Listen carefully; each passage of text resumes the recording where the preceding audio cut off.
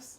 I think that we are good to go, and we are live here, and we're just waiting for a few people to come on. So it's Thursday night live, and we have Mac Fish, everybody. Now, as we're doing this, we're gonna just get to know Mac a little bit while we wait for people to come on, and we're just thankful. We see that there's a few people around. Go ahead and start, putting in comments who you are. And so, Amy and John, good to see you guys. Thankful that you're here. And Caitlin, and how are your eyes? Do you have good eyes?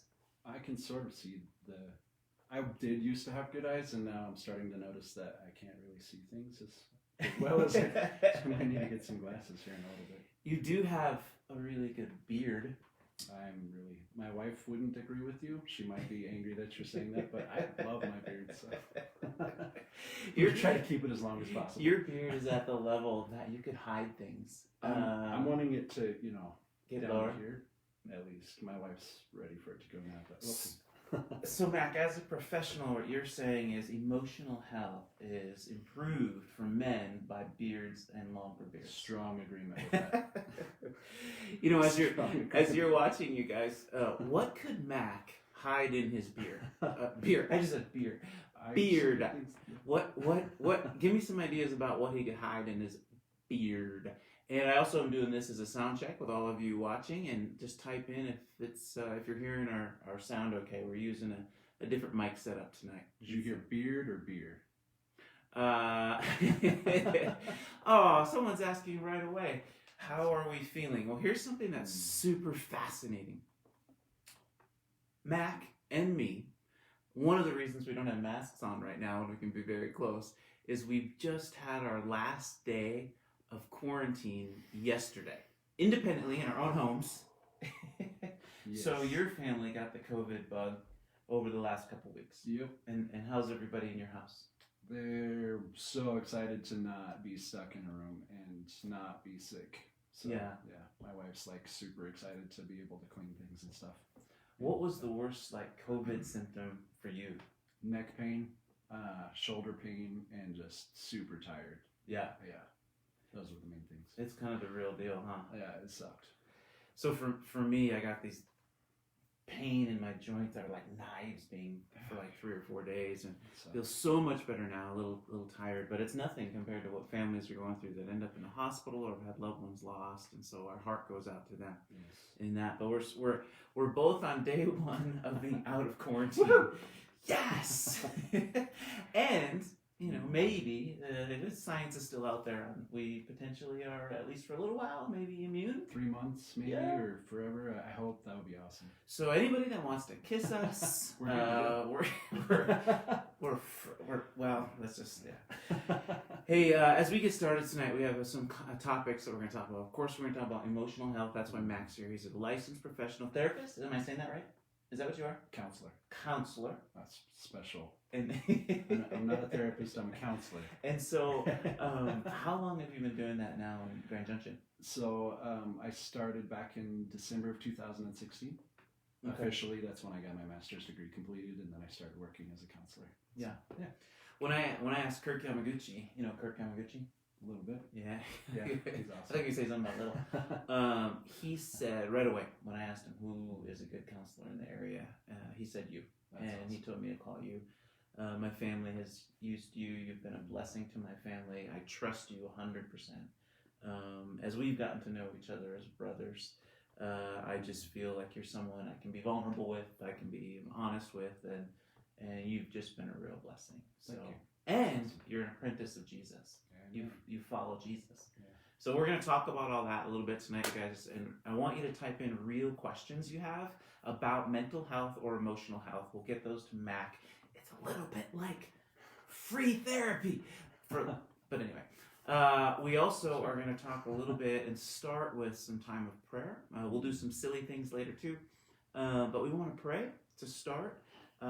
With just as a group and everybody online that has experienced, like we all have, what's happened with the Capitol breach just yesterday, and we just want to take a moment and before we do anything else and acknowledge that situation and and just pray. Is that all right? Yes, please. Yeah, let's do that. So join me, everybody online right now, that we would pray together, that we would say, Lord Jesus, we trust you, God, and we ask, Lord, for peace. We ask, Lord, that you would have your love overwhelm all of the people involved in the situation in Washington, D.C., and for those that have been injured, for those that have been scared, for those that are angry. Lord, just would you cover the situation with your grace? And I pray, Lord, that you would bring wisdom, that you would bring just like prophetic insight into those that need to make decisions moving forward. I thank you, Lord, for the heroic efforts of many of our elected officials to keep kind of working on behalf of the people. And Lord, just help us navigate this. There's so many different opinions and thoughts. And help us to be people that stay focused on your kingdom. Lord, your Bible says to fix our eyes on Jesus and his kingdom and his righteousness. And so, Lord, help us to do that. Help us to just, may this be followers of Jesus. May this be our finest hour again of people of love and mercy and justice. And so, Lord, let it come. Lord, I bless everybody watching right now that's tuning in, that this wouldn't be just a simple little thing on Facebook, that this would be a profound night that unlocks something in our emotional health, in our maturity, in our spiritual vitality. And so let it come, Lord. And all God's people online, you can type in, say, yes, amen. Cory, before you jump in and start asking me questions, the content and context of what we're talking about here, vulnerability and authenticity. Yeah. A vulnerable moment for me as a member of Canyon View, looking to you as our pastor, our leader, our guide. I'm curious, in this present moment, how is God speaking to you about what's going on in our country with the election, with what happened yesterday, etc.? Yeah. Just a simple question for me on live Facebook. Thank you. No. Yeah, I'll just really briefly share an encouragement about what I've been kind of feeling. And I just got to be honest, with the situation with the Capitol breach and the situation with people on a variety of sides of political views, agendas, and values that are very passionate on both sides, I just honestly have a ton of hope. Like, I'm really hopeful. Now, why am I hopeful is because this isn't like the first rodeo. Like, with different kind of groups being passionate on either sides of political ideas or whatever, this is what Jesus faced when he was there in Jerusalem. So what did Jesus do? He invited people to the table that were very, very different. So, for example, Jesus invited a guy named Simon, who was a zealot. A zealot was a Jewish nationalist who they said, let's use violence to expel Rome. That's what we do. So he says, hey, Simon, why don't you follow me? Then he invites Matthew, who is a Jewish person who is a tax collector working for and extorting money for the Roman people against his own Jewish people. Now, how would Simon and Matthew get along? Not good. And the other political tensions at the time, and whether Pilate was an effective leader, it was way worse then than it is now. And Jesus invites two different people to the table. And when the zealot and when the betrayer, in a way, meet Jesus, their allegiance changes to the kingdom first and other things later. I have so much hope as people who have their passions maybe too much in a certain direction, but when they meet Jesus, it reorients them to the kingdom. You see this in the Apostle Paul. Paul was killing Christians. He was all about the law and the Jewish culture and the Pharisaical way, right? And he meets Jesus on a road, and everything changes. So it's not the first rodeo in history. I tell you what, when people meet Jesus, they reorient their purposes. The kingdom becomes priority. Everything else under that, and good things happen. So I think people are still meeting Jesus today. I think he's drawing people to himself. And I have lots of hope that this is going to turn out in a way that glorifies the kingdom and Jesus himself. So I might be naive, but that's the hope I have. Does that make any sense? That's awesome and totally unexpected. Okay. You have hope. That's so beautiful. So do you think that what we've seen in the last few days and months and year, that when people get outraged at each other, it has anything to do with their emotional health? How's it for a setup? Instead of answering that question directly, I would say that innately humans fear. And so more than anything, that being one of the primary motivators for behavior. You know, our two greatest needs, in my experience, is that on one hand, we desperately need to be fully known. Mm-hmm. And our greatest fear is that we'll be fully known. So it sounds like we need to be a little louder as well. I apologize for interrupting you. Yeah, sure. So our greatest fear is that we would be fully known, but our greatest desire and need is to be fully known. Yeah. So how do humans navigate that? If someone's watching and they feel that exact same way, what do they do? So how do you, to break it down for me personally, the model is Christ. And you talked about this, and can you hear me? Is it working? Thumbs up. I don't see any faces, but I'm going to give myself a thumbs up. So you talked about Jesus in that moment that's the most vulnerable moment in all of humankind, where he spoke to the Father and said, if possible, let this cup. Yeah. And so that model right there is a representation of what it looks like to be vulnerable. And so Jesus being the model, who is it that he goes to, and who is it that he's choosing to be vulnerable with? Vulnerability is dangerous. To be known is dangerous. And so on one hand, yes, we desperately need to be authentic and vulnerable. And on the other hand, we need to be aware of who we're being vulnerable with. It's important that we're... Okay. Yeah. So are you saying, for everybody watching right now, that there are certain people we should be vulnerable with, and there are certain people we should not? Based on the model, based on how Jesus showed up in that moment. Okay. Was he telling his disciples that this is where his heart's at? Okay. Yes. He was telling God. Right. He was talking to God. And then it was written down for the world to see. Yes, exactly. And he is the model. And so then the question becomes, if Jesus has faith in the outcome of being vulnerable is going to be a good thing, then it's safe for him to confess to God that he's struggling in this moment. And so for us, that's what I would tell anybody, and hope that anybody sees from this evening, is that it's important for us to be, as humans, connected and vulnerable with each other, but it's important for us to know that we can trust the outcome of being vulnerable is going to be a good thing. Okay. How do we do that? Yeah, how like, especially if I've maybe been vulnerable in my past and I got beat up for it, like maybe literally there's trauma from being beaten, or somebody betrayed me. Like, what advice do you give people? Like, I've been vulnerable, it didn't work, now what?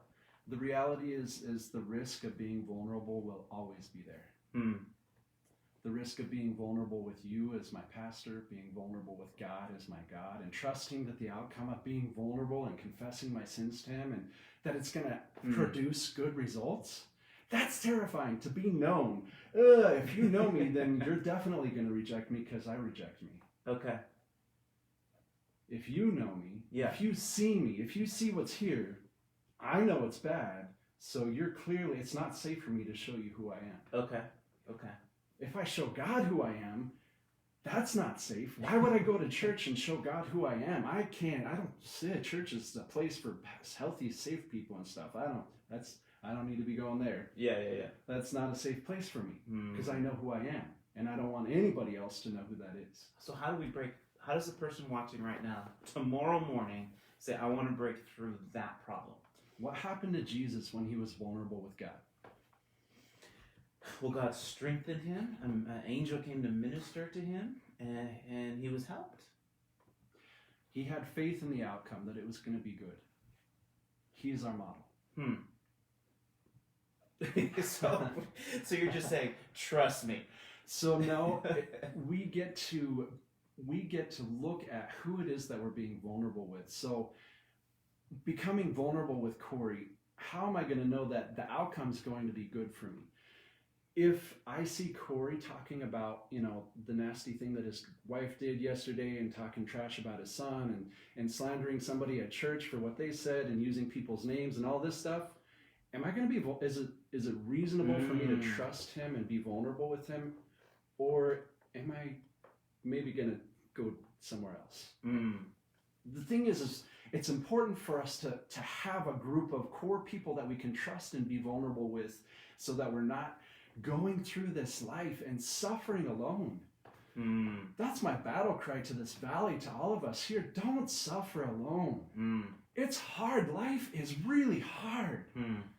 And we need each other. We need connection. We need to be able to be vulnerable, and it takes risks. And yeah, sometimes we're going to get hurt. And we keep trying, and we keep testing, and people are going to mess up and fail, and we keep on being the person that we want to see in another person. Man, I'm so passionate about this. I love it, man. I love it. And also, I feel like there's just so much here that I wish I could give to everybody, because not being vulnerable, not being authentic, what comes from that? What lives in the secret places? Pain, isolation. It festers and grows, and those wounds just get worse, and they grow and they grow and they grow. And we're convinced that if anybody sees us, they're going to reject us. So we don't become vulnerable. It's just a self-perpetuating misery. It's like a lie on top of a lie, isn't it? That leads to this isolation. Yeah. So this is so good, dude. So what is vulnerability? Like, honestly, I mentioned in a church, people talk about to be authentic, you need to be vulnerable. Brene Brown has a great talk on the power of vulnerability. Like, is vulnerability me coming to someone and saying, here's my sin today? I used to think that. As a people pleaser, my motto was, I come to you and tell you all my trash, and somehow we're connected now because you know all my trauma. You obviously trust me, so I like you, which is more about the pride in me than you, yeah. And as a people pleaser, I struggle with authenticity, with vulnerability. I am really good at reading other people's stuff and helping them fix their problems. But when you come to me with those questions, I might take a dramatic pause like that, and what's going on in my mind? Nothing. I don't have an answer. I don't know, because I don't self-reflect very well. It's a struggle for me. Okay. To be vulnerable, to be authentic. I am constantly thinking about other people, to find their needs and help them. But when I'm thinking about me, what's going on inside of here? This is good. So what has helped you personally make the leap into vulnerability? Like, what literally have you done? Oh gosh, where do you start with that? So it starts the moment that I gave my life, or rather, unwillingly came into the kingdom of heaven. So to catch everybody up, kicking and screaming. So Mac was what he would call an anti-theist, not an atheist, but a hater of God. Yeah. And some things happened because now you love God. Oh yeah. So just real briefly, what happened and how does that connect to vulnerability? I was dying in the hospital in a coma. My sister and a whole bunch of Christians prayed for me. God healed me while I hated him. actively hating him and telling Christians that they're wasting their time, spending time and energy talking to God and whatever, and all that. You'd just be better off if you didn't have this legalistic system, and if you didn't have the concept of sin, then you'd feel better about life. And anyway, that was just where I was at, and really angry at there being a God who would allow all the painful things to happen to me personally and my family, and extend that out exponentially to humankind. And so for a God that I believe is this horrible father figure that's not trustworthy, to heal me while I'm in the hospital dying, while I'm hating him, was completely paradoxical to what I believed about his character. Yeah. And that's exactly what I needed. God showed me that he's trustworthy and that he loves me in spite of my hating him. And in that, God demonstrating himself to be outside of my experience, a God worthy of love and trust. He's able to see me. I was known, fully known, and God saw me where I was at, and I realized that because I was dying. I was facing my death. And what was it again? Liver cancer? No, what was it? Liver? My liver and kidneys were shutting down. I was in the hospital, kidney renal failure. It was in coma 3 days. It was terrifying. And wow. Fill out your living will, you're dying. Call family members, all that. It was really just scary. one of those days. Yeah, just. By the way, so you knew that God saw who you really were, and he loved you. Yeah. Keep going. The theological, philosophical questions that I had for God, how could you allow all these things to happen, and all of this construct that I had, all of this anger, and all of these answers that I came up with for myself. The real question underneath all of that was, can I trust you, and do you love me? And I didn't think so. No, I don't trust God because he allowed all this stuff to happen. But then in the middle of all of that, to completely confound all of my wisdom, he healed my body. I wasn't dying anymore. And the only thing that was congruent in that whole situation is there were Christians praying for me. Really? Even though they knew that I hated God. It was super confusing. Wow. And I spoke to God. I said, if this is who you are, then I need to know who your people are. Wow. So how does, dang man, thank you for being willing to share and be vulnerable about that. How does that connect to being vulnerable right now? Vulnerable right now. You see what I'm doing? I just keep pushing, like I'm just digging for everybody watching to say, if I want to be more vulnerable tomorrow, how do I get over a hurdle, and what the heck do I do? You need to, that's a need that God has written into our DNA. We desperately need. It's like food, water, shelter, and clothing. We have to have this. The ability to be seen is so deeply woven into us that we can't exist without it, or our existence is miserable. Well, to be known. How much does, we're going to shift gears a little bit, a question that we had, how much does family systems and impact our authenticity and our vulnerability? And I think it's like, oh, of course it does. If you come from a crazy family, well, okay, here's the deal. Everybody comes from a crazy family in some form. So how do we be more of an authentic person if our family systems are jacked up? And forgive me, that's probably a bad question, but you know what I'm getting at. Yeah, no. So as a counselor with training and lots of reading and all of that, put that hat on. Yes, please. Okay. So what does it look like for a person with, for a baby to be completely vulnerable, to be completely authentic? They cry and they get their needs met. They poop, they get their diaper changed. They get loved, they get nurtured, they get all of these things that are, all their basic needs are met, and they're held and they're tended to, and their songs are sang to them, and all the things. What happens when those basic things that all babies deserve are not provided for them? What if they're not touched? What if they're not fed? What if they're not loved on? What if their basic needs are not met? Yeah. Their brain is learning that I can't trust human beings. That's the formation of attachment trauma. What happens when a person learns from before they even have language skills that I can't trust humans? I can't be vulnerable. I got to do whatever it takes to get my needs met. And that includes lying, that includes faking it, putting masks on, all the things that we all do all the time. Oh, wow. And so we learn that in order for me to be safe, in order for me to get my needs met, I have to put this mask on. I have to be fake for you, because if you see me, if I'm known to you, you will reject me. It's happened. I have, based on results over my entire lifespan, I have so much evidence that this is what's going to happen. Why would I ever trust you? Yeah. That's the answer to your question. Wow. I mean, that just makes me feel like this issue is just caked and caked and caked, and it's thick. Yeah. Yeah. So we're going to get close to wrapping up here pretty soon, another 10 minutes or so.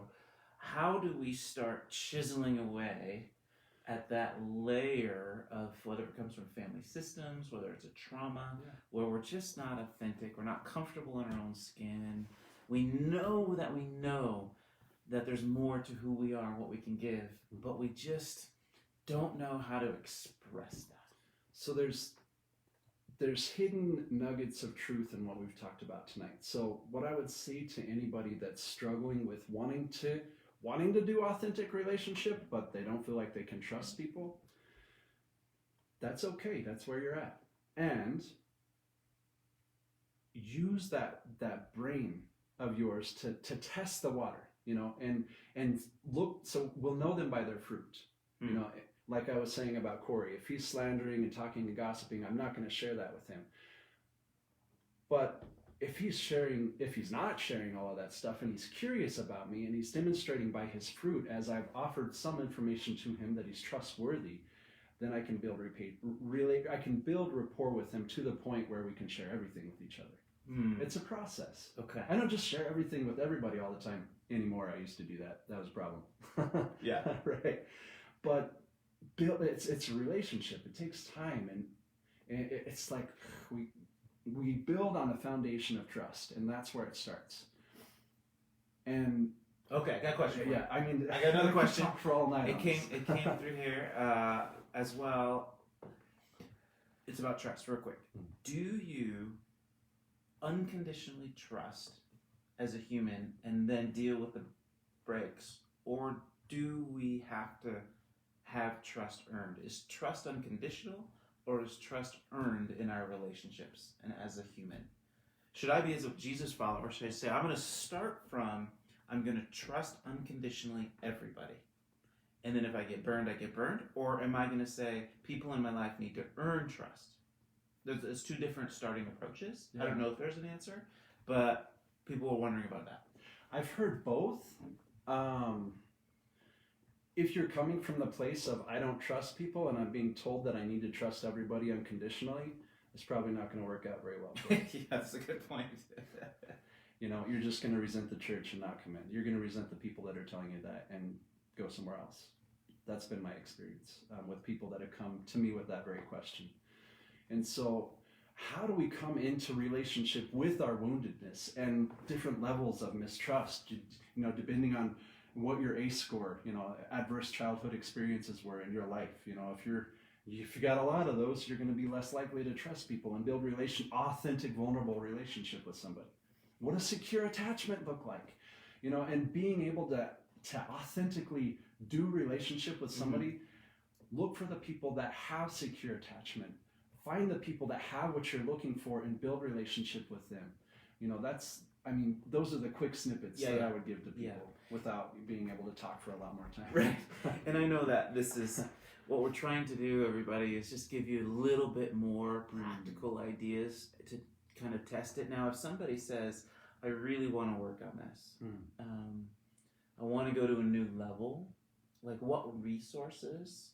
I know that we have something coming up at church called Faith Walking. Actually, they've changed their name recently. It's emotionally healthy spirituality work.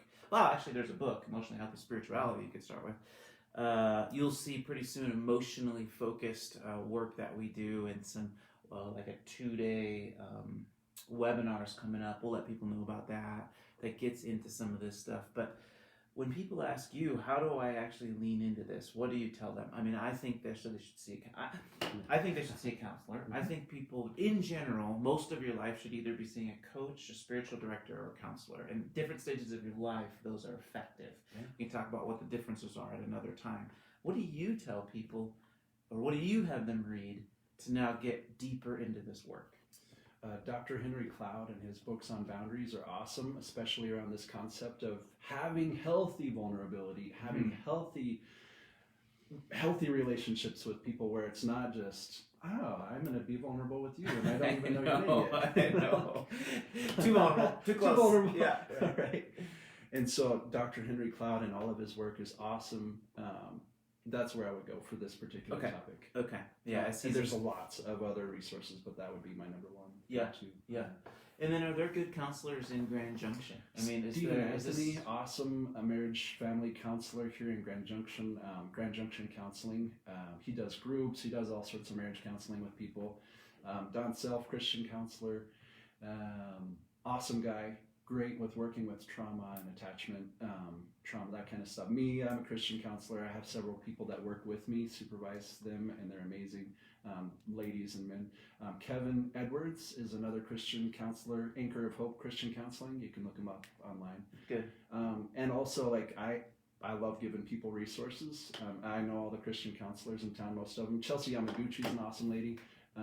Yep, fantastic Christian counselor lady. There's a bunch of us, and we are not afraid to refer to each other, share information with each other. So that's where I'd go. There's lots of other ones. There's 3 things we have left in our time. We're gonna do final thoughts, and final thoughts is 60 seconds of a super clear looking right at the people and say, this you must do. Like if they're part of your family, you've developed vulnerability and trust with the people on the other side of this camera, and you're not going to hold back. It's going to be, I love you, so I'm going to give you something very real here. Okay, so that's going to happen in a moment. You're going to go first. Okay. Then I'm going to go second. Nice. After that, we have a little segment that we also then end with, and we have 5 of these coming up. It's called Contest with a Guest. Oh, fun. I just made that up because I couldn't think of anything else. We're going to end with a contest between you and me that is just stupid and ridiculous and fun. And so those 3 things are coming up in the next 3 minutes. So I'm stalling a little bit for you and your beard to think about the final thought about the idea of authenticity and vulnerability for people that really want to lean into it. And I'm going to time you. Oh, gosh. So it's a timed event, 60 seconds. But before that, we got a good question. How does vulnerability impact anxiety? So feeling states, how feelings and emotions show up in our body. So when I consider the possibility of somebody knowing me or seeing me, and anxiety is fear from an unknown source. You can quote me on that. I don't know if it's written down anywhere else, but that's a Mac quote. Fear from an unknown source, anxiety. And so when we know the source, being vulnerable, it's no longer anxiety, it's fear that somebody's going to see me. And it shows up in a similar place in the body. And so how does it impact anxiety? It's going to make it go up if you're afraid, right? Yeah, makes sense. So that would be my answer to that question. Is there if we learned how to be more authentic and vulnerable, does that in some way potentially bring anxiety down, chronic anxiety in our life down? Or do you not see that really connect? It definitely connects. And so coming to a place where chronic anxiety, fear from an unknown source, right? Yeah. And so if I'm able to come to a place where I trust fully in my destination and I'm no longer afraid that I'm going to die and I don't know where my destination is, and my body and my brain are in alignment with that concept and that context, that feeling state, that way that your body is expressing anxiety, it's no longer necessary. Your nervous system and your brain, the way that God has made us is beautiful. And so when I no longer have that sense of body anxiety here, fear from an unknown source, that's body work. That's stuff that we do with trauma and stuff. But that's interesting. Mm-hmm. Thank you for sharing that, and thank you for the great question that came in there, guys. Wish we could get more into that. But short answer is yes, it definitely does. Okay. Final thoughts. 60 seconds. Silly game. 60 seconds. Final word to our amazing people that are watching tonight. Ready? Hold on. I'm not at my timer yet. Go. To be fully known is to be fully loved. And your greatest fear, my greatest fear, is that God will see me. For me to trust God is to know that God sees me already and that the outcome's going to be good. That is where God found me. I was afraid of him. I was afraid of the outcome, that he was going to be the bad God that I thought he was. I was wrong about that. So coming to that place of, I trust in the outcome of being vulnerable. The outcome is good. Being vulnerable with God first is where it starts. Trusting God. Having faith that the outcome is going to be good. That's what I would want to share tonight with anybody that's hearing. That's good, man. That's really good. Thank you. You did that in 51 seconds. Good job. All right, you timed me. All right. So 60 seconds after all of this. Oh, we already started. No. Here, I'll reset it. No. That's okay. For most of my life, I was without question a people pleaser. And the reason I was a people pleaser is because somewhere in my journey when I was young, I looked up to a very, very important leader in my life who I thought was perfect, but heard a conversation about that person that the people said that person wasn't perfect and was a jerk. And I made a vow then to say, if I'm going to be a leader, I'm going to be a leader that's liked. And so I wanted to excel and I wanted to be liked, and I approached things that way and became a people pleaser. And I don't feel, I think I slipped into manipulation to get people to like me so I could get them to do what I want them to do. And the reality is it was so exhausting and it was so tiring. And as I let that go over the last years, just being an authentic, vulnerable person and taking the risk is so worth it. I have never felt more free than I have in the last couple of years. And I'm 50. So may that encourage you. If you're 70, 80, 90, 10, it's worth it. That's what I want to say. That's awesome. Stop. Oh man, I blew it. I went 18 seconds over. Oh well. It's all right. I went 10 seconds too quick, so we made it up. It's good. Here's our silly challenge of the night to end. This is I don't know what this is. This is a thin of wheat, I think. A wheat thin? I'm gluten intolerant, so... You can't eat that? I'm just kidding. Oh, okay. I gotta get something else. Can you eat it? Yeah, okay. All right, we're both gonna place this on our forehead. Oh, fun. All right, and you guys can type in who you think's gonna win.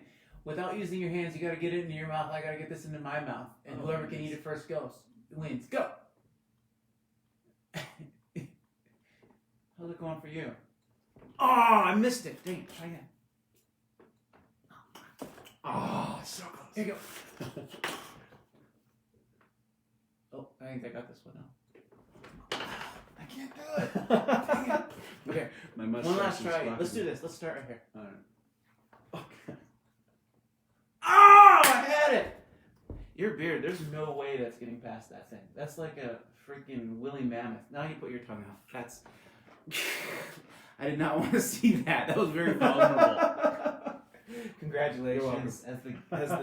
As the expert guest tonight, you won the battle. So we love you guys, and we hope this is encouraging. May the Lord bless you, and we'll continue to work through our emoji series on emotional health, because emotionally healthy people have a real good chance to be spiritually mature. And so Kirk's coming up this week on blind spots. Ooh, fun. Oh, dude, fun. It's fun like a knife to the... But anyways, it is good for you, and it'll be good for me. And then after that, we get into integrity and integrity gaps we have in our life. After that, we get into conflict. We call conflict revolution. Like, how do you revolt against inappropriate conflict and be a person that handles conflict really well? It's a good topic right now, isn't it? Yeah. And then after that, we're going to put in something called a rule of life, where we're going to help people identify how to intentionally look at this next year with spiritual formation techniques. It's all coming up in the next month. This is just the beginning, you guys. Cool. Mac, you're awesome. Thank you so much. All right. Bye, guys. You can wave at them while I turn it off.